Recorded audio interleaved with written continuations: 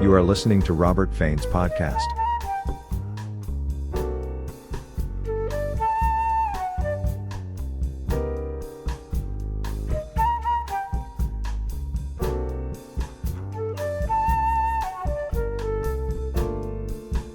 If you know Ellul, you know he's famous for his piercing critiques of modern society, especially when it comes to our relationship with technology and state power. But he wasn't just a sociologist. He was also a deeply radical theologian who used a dialectical approach to untangle the hidden, underlying struggles between human political systems and the divine order. So, in this explainer, we're going to unpack his monumental contrast between what he called the politics of man and the politics of God. Okay, let's dive into this. Can politics actually save society? I mean, if you've ever waited for hours in line at the DMV, or if you've watched a completely gridlocked congressional debate, you might feel a really profound sense of disillusionment with modern politics. It often feels like no matter who is actually in power, the exact same bureaucratic hurdles and systemic issues just keep persisting. Because of this, people are actively out there seeking deeper alternatives to understand how our world truly operates. Well, Jacques Ellul felt this exact same frustration decades ago. He recognized that we've placed this almost religious faith in the political system to solve all of our social ills, and he challenged that idea at its very core. To navigate Ellul's complex philosophical and theological framework, here is our roadmap for today. 1. The modern political illusion. 2. The realm of technique. 3. The politics of God. 4. Christian anarchy. And finally, 5. Living the dialectic. Section 1. The modern political illusion. The modern state. So, the foundation of Ellul's critique begins with exactly how he defines politics. And right off the bat, he completely rejects the idea that the state is some sort of ultimate problem solver for humanity. Drawing directly from the sociologist Max Weber, Ellul defines politics as the leadership by a political body called the state, whose specific means of control is force. I really want you to focus on that word, force. Ellul argues that the state, just by its very nature, absolutely relies on compulsion. Furthermore, he argues that the state essentially works for its own progress and its own self-preservation. It isn't primarily concerned with the well-being of all its constituents, right? It's much more concerned with expanding its own power and control over society. We're taught that politics is the mediator between the individual and society, but Ellul calls this a complete illusion.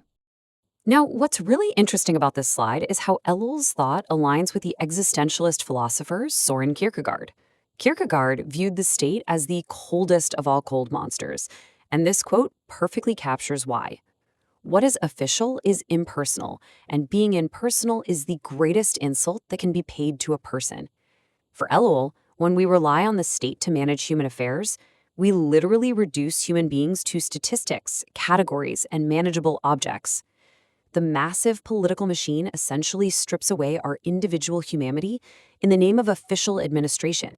Section 2. The realm of technique, engine of the state. So if politics is an illusion that dehumanizes us, what's the actual engine driving this whole process? Well, Ellul calls it technique. Now, when Ellul says technique, he isn't just talking about machines or computers. Technique is the absolute pursuit of efficiency and productivity that turns humans into manageable objects. Think about it. Think about how we try to optimize our sleep with specific algorithms, or how massive corporations reduce their employees to mere productivity metrics. That is technique. It's this overarching mindset that prioritizes finding the one best way of doing things above absolutely everything else. And according to Ellul, the modern state is entirely a product of this technique. Politicians aren't visionaries anymore. They're essentially just technicians. And because they operate within this massive technical system, Ellul argues they often just end up multiplying false problems and manufacturing endless debates without ever actually solving the root issues of society. The system really only knows how to perpetuate itself. Ellul describes the realm of human politics as a fusion of two completely contradictory elements, the necessary and the ephemeral. It's necessary because the massive technical state is just an unavoidable reality of our time. But it's ephemeral because its political debates and its daily crises are fleeting and ultimately pretty meaningless in the grand scheme of things. The tragic result of this dynamic is that it leads to an ever greater loss of individual freedom. We basically become trapped in a dehumanized universe where efficiency is the only law that matters. Section 3. The politics of God, the divine antithesis. And this brilliantly illustrates the core of Ellul's entire framework. Is there a way out? This is exactly where Ellul pivots from his sociological critique of man's systems over to his theological perspective, introducing the antithesis to the state's rigid necessity. The politics of man is defined by necessity, the apparatus of the state, the use of violence, and the cold pursuit of efficiency. In absolute, complete opposition to this is the politics of God, which Ellul describes as the holy other. This divine realm is characterized by absolute freedom, the movement of the spirit, total nonviolence, and unconditional love. Ellul argues that we simply cannot merge these two.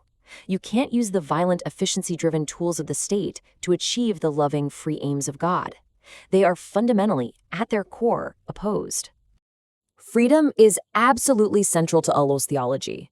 As this quote highlights, it is for liberty that we are freed, and as James says, the perfect law is that of liberty. Ellul argues that the biblical God is, above all else, a liberator. Therefore, true faith cannot be a system of forced duty, moralistic obligation, or state-aligned wars. The centuries-long alliance between the church and the state, where the church blessed wars and the state enforced religious conformity, is, in Ellul's view, a profound betrayal of this core truth. Faith has to be a completely free act. Section 4. Christian Anarchy, a nonviolent response. So the crucial point is, if traditional politics is just a trap of technique and violence, and God's realm is one of pure freedom and love, what's the appropriate response for the individual living right now? Ellul didn't just write abstract theology. He proposed tangible methods of resistance through what he called a nonviolent Christian anarchy. He advocated for a total rejection of violence. He was strictly a pacifist. He actually believed individuals should avoid political parties and elections entirely, arguing that participating in them simply legitimizes the false democratic machine. Instead, he promoted conscientious objection to state demands, creating autonomous grassroots networks, and organizing alternative institutions, things like parent-run schools completely outside of state control. He firmly believed that entering the political game inherently corrupts your goals. He even pointed to the European Greens environmental movement as an example, arguing that once they entered electoral politics, they fractured, compromised, and ultimately failed to achieve their true ecological aims. To really ground these abstract philosophical theories, Ellul shared a fascinating real-world anecdote about a friend of his. This friend was a doctor and an anarchist who bred cattle on a very isolated plateau.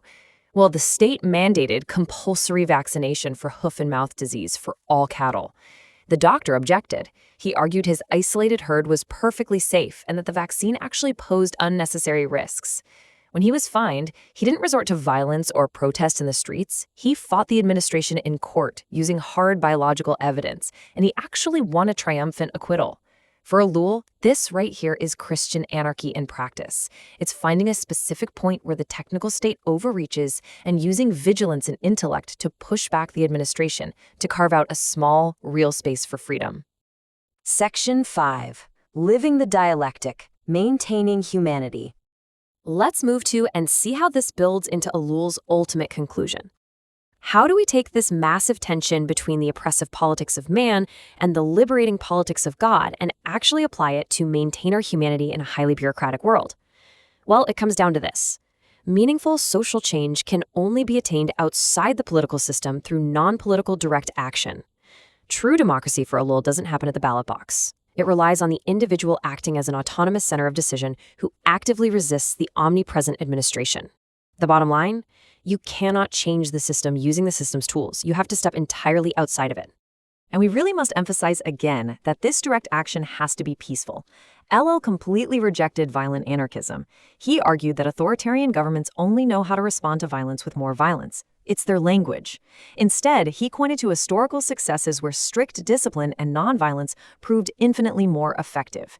Think of Gandhi's independence movement in India, Martin Luther King Jr.'s civil rights campaign in America, and Lech Walesa's disciplined union movement in Poland. These movements succeeded precisely because they operated outside the standard political machinery of their oppressors and utilized the incredible power of nonviolent resistance.